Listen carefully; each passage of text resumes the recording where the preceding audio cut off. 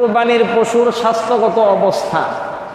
Number 1, কুরবানির পশু ভালো, হৃষ্টপুষ্ট, মোটা তাজা হওয়া উত্তম। কারণ পবিত্র কুরআনুল কারীমের 4 নাম্বার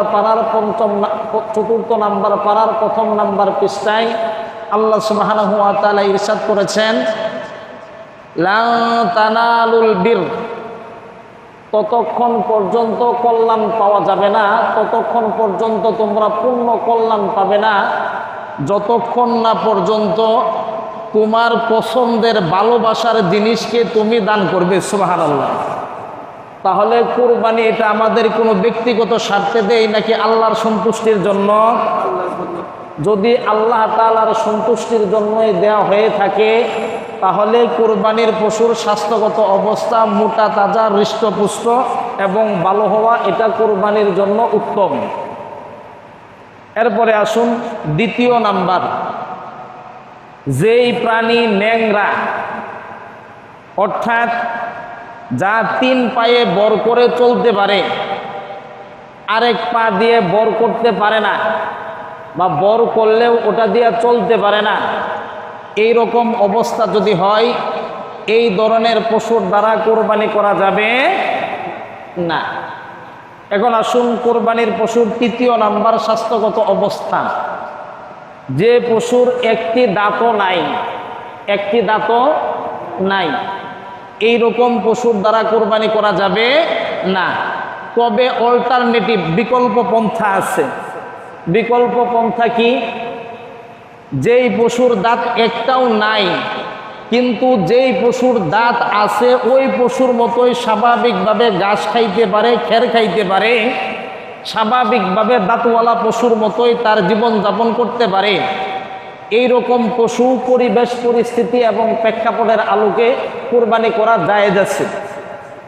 জায়েজ আছে, কথাটা বুঝছেন? প্রথম অপশন হলো দাঁত ছাড়া পশু দ্বারা কোরবানি হবে না, যেটার একটা দাঁতও নাই, কিন্তু অল্টারনেটিভ যখন না পাওয়া যাবে তখন হবে। এটা হলো অল্টারনেটিভ বিকল্প। এরপরে আসুন 4 নাম্বার, যে পশুর জন্ম থেকেই কান নাই, এই রকম পশু দ্বারা কোরবানি করা যাবে, কিন্তু কান যদি একটু ছোট হয়, অনেক সময় হয় না কান একটা একটু বড় একটা একটু ছোট, এরকম যদি বড় ছোট হয় তাহলে সমস্যা হবে না, কোরবানি করা জায়েজ হবে।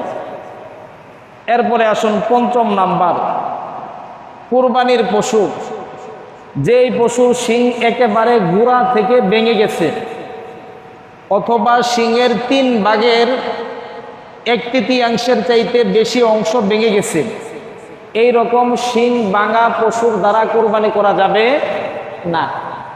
এখন আসুন, যেই পশুর শিং উঠেই নাই, অনেক সময় এরকম হয় না যে অনেক পশুর শিং উঠছে না, শিং যদি না উঠে থাকে তাহলে এই পশুর দ্বারা কোরবানি করা যাবে, কিন্তু শিং উঠার পরে যদি এটা গোড়া থেকে ভেঙে যায় অথবা এমনভাবে ভাঙছে শিংটাকে 3 ভাগ করলে প্রায় 2 ভাগের কাছাকাছি ভেঙে গেছে, এরকম পরিস্থিতি যদি হয় তাহলে ওই পশুর দ্বারা কোরবানি করা চলবে না।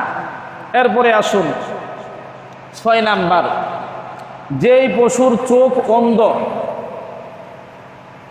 যেই পশুর চোখ অন্ধ অথবা এক চোখ অন্ধ অথবা এক চোখের মাঝে 1/3 বেশি আলু চলে গেছে, নষ্ট হয়ে গেছে, এই রকম পশু দিয়েও কোরবানি করা যাবে না। অন্ধ, 2 চোখ অথবা 1 চোখ, এক কথায় কানা গরু, এই কানা গরু দিয়েও কোরবানি করা যাবে না। এরপরে আসুন, যেই পশুর একটি কান অথবা লেজের 1/3 চাইতে বেশি কেটে গেছে, কান 1/3 বেশি কেটে গেছে, লেজের পরিমাণ 1/3 বেশি নষ্ট হয়ে গেছে, এই রকম পশু দিয়েও কোরবানি করা যাবে না। পরবর্তী আসুন 8 নাম্বার, অতিশয় দুর্বল, একেবারে দুর্বল, কোরবানির জায়গা পর্যন্ত হেঁটেও যেতে পারবে না, এই ধরনের পশু দিয়েও কোরবানি করা যাবে যাবে না। আলহামদুলিল্লাহ, সময়ের ব্যবধানে আমাদের রুচিশীলতা অনেক পরিবর্তন হয়েছে। তবে এক সময় এই প্রচলনটা ছিল, হয়তো আপনাদের এদিকেও ছিল। মনে করেন হালের গরু, এটা দিয়ে সারা বছর হাল চাষ করছে, গাভীর দুধ পান করছে, তারপর মোটামুটি এটা থেকে বাচ্চা হয়েছে।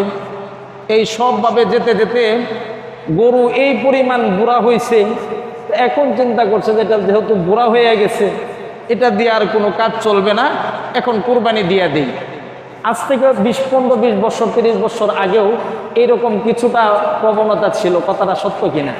কিন্তু এখন আলহামদুলিল্লাহ রুচি পরিবর্তন হয়েছে।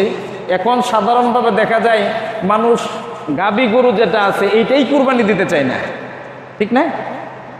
আচ্ছা, এখন আসুন 9 নাম্বার, কুরবানির পশুর স্বাস্থ্যগত অবস্থা। 9 নাম্বার পয়েন্ট, ভালো পশু ক্রয় করার পরে বাজারে মোটামুটি দেখা ভালো ক্রয় করছেন, কিন্তু বাড়িতে নিয়ে আসছেন, নিয়ে আসার পরে পশুর মাঝে এমন একটা ত্রুটি দেখা গেছে যেই ত্রুটির কারণে কুরবানি না হওয়ার মতো।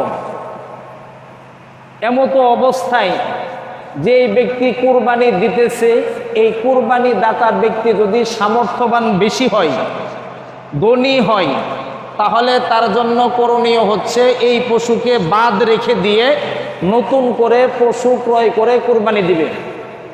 আর যদি কুরবানি দাতা গরিব হয়, তাহলে এই পশু দিয়েই কুরবানি দিয়ে দিবে।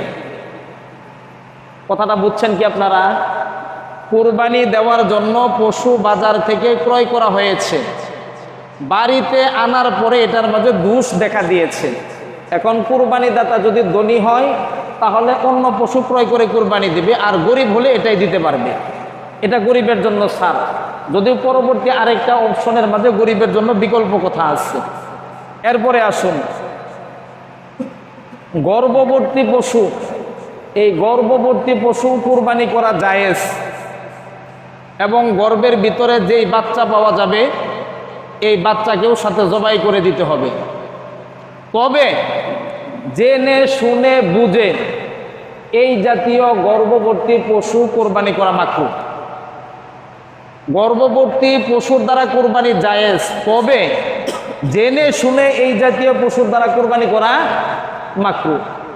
পরবর্তী আসুন বন্ধা পশু, বাচ্চা হচ্ছে না, এই জাতীয় পশুর দ্বারাও কোরবানি করা জায়েজ। তাহলে মোটামুটি কুরবানির পশুর স্বাস্থ্যগত অবস্থা কেমন হবে আমরা এই পর্যন্ত আলোচনা করলাম।